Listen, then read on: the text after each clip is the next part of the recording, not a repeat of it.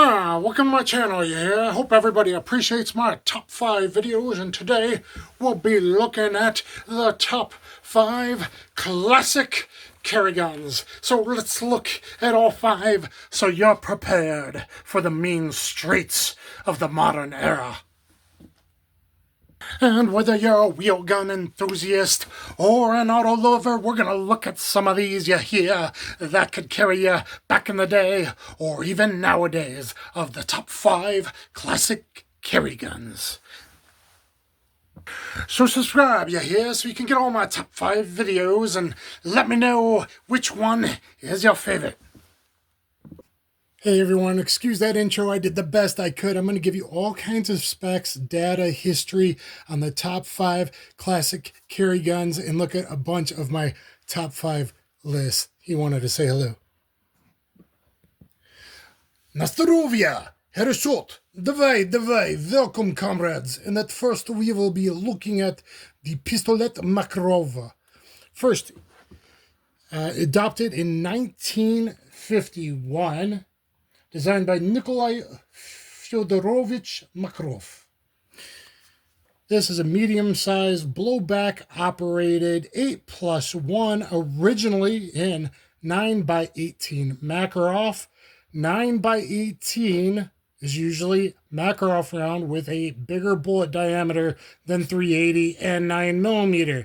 Everybody be aware of that. So, blowback operated 3.68-inch barrel, chrome line barrel. This is a double action, single action auto with a very functional decocker. Up is safe on this, which completely blocks the trigger and slide. Down, you just leave it that way for safety once it's decocked into double action mode. Of course, we're empty. I know that because I have an earplug there for dry fires and safe noticing the condition purposes. This is an actual IMEZ factory made in Russia Makarov. So, double action, single action. They're in single action. If you decock, it's completely safe. Hammer block moves it out of the way. Can't hit the firing pin. They were even at one point allowed in California, being drop safe. So here in double action mode, a little long, a little heavy, but that's so much better for safety than the previous model TTs or TT33s, the 7.62 TOC pistol. Those things killed more Russians than they ever used it against enemies. And that's a fact. Injured and killed more in negligent discharges. So this was a much better design. It only is 1.16 inches wide. So this is really, in my opinion, the first macro size pistol. 6.36 inch overall length. Only 4.92 inches tall. So this one got it done for a very long time in the Soviet Union, as well as all the COMBLOC countries and East Germany, etc., and so forth. Also made in China, Bulgaria. But I'm really happy to have this Russian one in my collection. Let's look at that single action pull before I forget. So just a tiny bit of take up to the wall. And there it is. Very nice single action pull. Let's check that reset. There we go. And so online it says 26 ounces. This is actually weighing in at just 24.4 ounces. I think it's because these grips are a little bit thinner than some of the other more orange Bakelite ones. If you're a Makarov expert, let me know in the comments down below. I did play a Russian thug on Sons of Anarchy.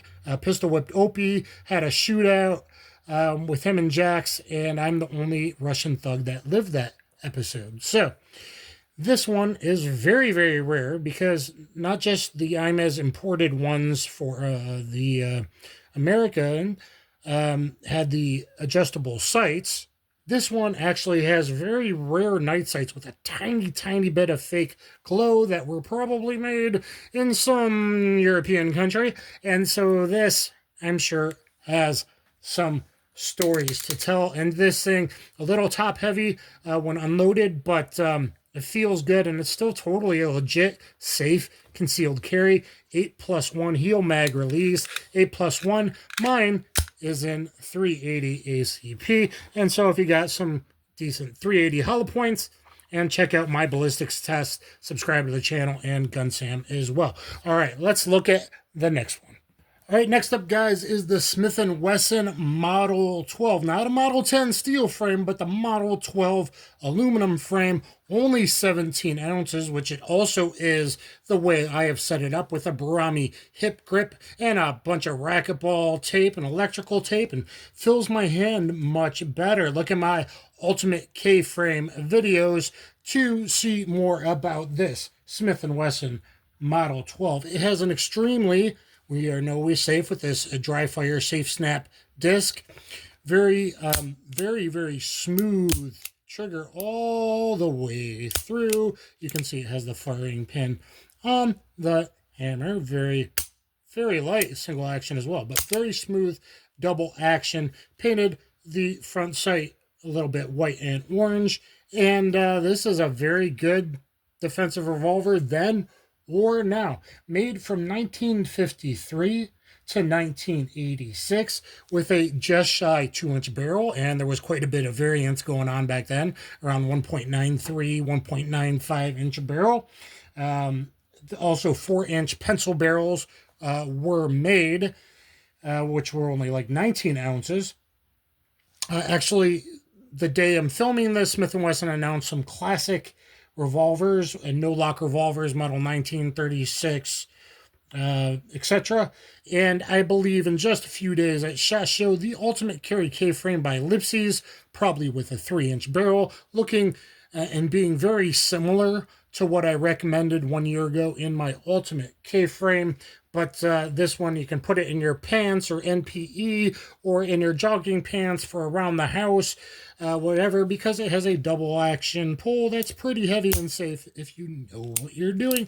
And again, you can cock for single action, and you might load it with some old 158 grade and semi-wad cutter hollow points. Look at my water jug ballistics testing coming up on that, and Gun Sam's testing as well. Or you can carry with something more modern like Federal Punch, which I have a video testing, or HydroShock Deep, my favorite, which I have a couple videos on as well. All right, let's look up at the next one on our list. Next on our list is a very special, one-of-a-kind Colt Detective Special, known as Black Beauty, aka BB King is my nickname for, well, so Black Beauty is a very special Colt Detective Special. Already has a rare 3-inch barrel. Colt Detective Specials, the first series, it was the original snub nose revolver, by the way. First series, 1927 and 1946. Second series, 1947 to 1972. Third series, 1973 to 1986. You can tell that this is a third series barrel here because it has the rod concealed, covered, excuse me, and the fourth series, 1992 to 1996. They're made in various calibers. This one is a 6-shot 38 special. I know I've got the disc in there. I'm only going to do 1 or 2 of these dry fires, but this one is a very special, very light, very smooth, double action only trigger with the Colt hammer shroud, nice hair stocks, and birdsong black tea coating. So take a look at this beauty. Here I have at least 3 range videos going live with this, and also used it in ballistics videos. So I'm using 2-inch and 3-shot revolvers. Again, you might want standard pressure 158. Knowing the history of 38 Special the way I do, and how Sammy changed it, I believe in 74, going back to 1898 or 99, I forget which one off the top of my head. I believe 98. It could still handle a few plus P for carry even in modern times. Though I really like shooting it with these precision one plated wad cutters. Gun Sam just came out. I sent him some. Look at his, even through a windshield, that plated might be better than plain lead wad cutters. And my water jug testing coming up in 4-layer light clothing. We'll show that as well. But this thing is a beauty and a perfect belt carry gun. And then maybe you'd carry a 2-inch Colt Detective Special. Look at my other videos in the weak side front pocket, and you'd be good to go. Let's look at the next one. 25.2 ounces the way, the very, very special Black Beauty. And next up is the perfect Italian meatball blaster, the Beretta 84 BB. This thing is the perfect size for just about everyone. I don't think I've ever just felt a more perfect size, weight, capacity for a regular civilian, and this one was used by the Italian police, kind of like our IRS that's hopefully shut down in a couple weeks. So this one was really, really beautiful and unused. I got it from PSA, and look at my campsite. So anyway, guys, the Beretta 84B, the original Beretta 84, came out sometime around 1975. Some reports say 74, 75, 76. I believe around 75. The BB version, which was the most up-to-date one before it changed into the 84F with the decocker, the 84 BB version came out, I believe, and if I'm wrong, let me know below, in 1984. This is a double action, single action auto that also has a safety you could carry cocked and locked. See the earplug? We know we're safe and empty. Very, very smooth double action trigger pull. Little take up slop there to a nice defined wall. Ooh, very light single action pull. Let's check that reset. Beautiful short reset, very low recoil for fast, rapid shots. I have at least one short showing that as well. So look at my shorts as well, guys.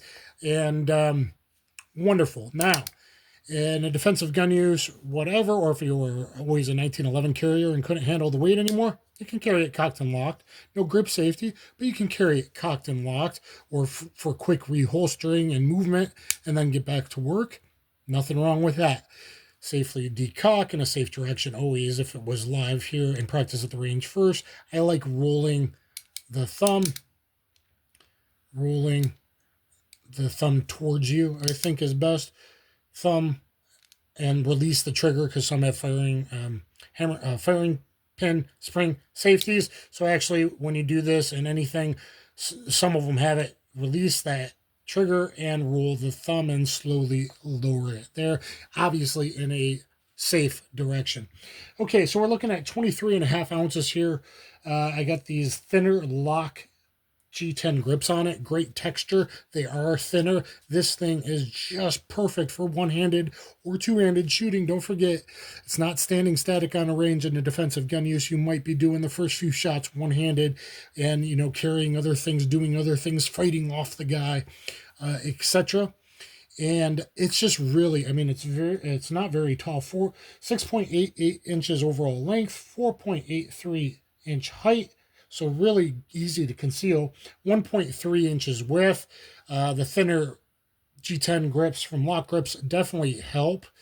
It is wider, though, than like firing at LCP. So between width, dispersing the pounds per square inch, and, weight, I think it recoils very, very little. And if you needed lower recoil than that, you could get an 81 BB and 32 ACP. Again, a long barrel, 3.81, 3.83 on various sites, 3.8 inch barrel with something like Federal Punch or Federal Hydroshock Deep. I now will be carrying this to at least low threat areas next summer. I feel comfortable with it. I like it. It points naturally, and it's really, and look at these beautiful, sexy, rounded trigger guard, Italian lines, like a Ferrari or a GT40. It really is something you should pick up and have in your collection. I'm so happy to have it. All right, let's look at the last one. on our list, which most of you are the most familiar with, is, of course, the 1911. Now, this one is a modern iteration, but the 1911, most of you know the history, single action, short recoil. I know I'm empty. Short recoil, single action, so cocked and locked with a grip safety.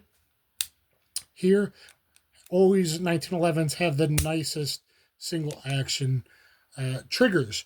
So, the original one was about 39 ounces, a 5-inch government model. This is a 4¼ inch, also known as a commander length slide, but has an aluminum frame. Not only that, with a bobtail cut.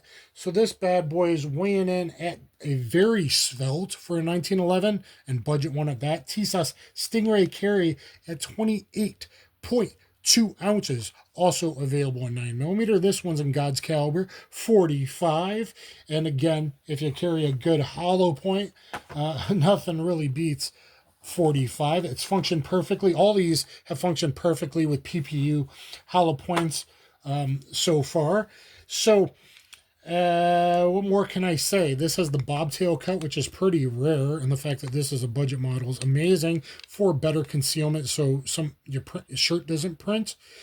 Originally, it was 7+1 modern mags, or 8+1. So 9 rounds of 45. If you do your job, it will do its job. And I still think it will get it done, especially if you're carrying with HST or punch. This is, as I said, been fully reliable right out of the gate. Has a nice, for functioning there, a nice feeding ramp. So look at the Tisas Stingray Carry, and if you're older and up there and can't handle the recoil in a lightweight of the 45, because again, this is very lightweight, you can get one in that Nazi Luger caliber. So anyway, guys, I hope you really enjoyed our looks at the top 5 classic carry guns, and look at all my top 5 lists and top 5 lists that come. Please thumbs up, share, subscribe. The best thing you could do, thumbs up, share, subscribe. Get down there in the comments. Pick your favorite. Which one of these is your favorite, and which one would you CCW today? Thanks, everyone. Go to danthewolfman.com and custom wolf grips for your custom wolf grips for your snub revolvers.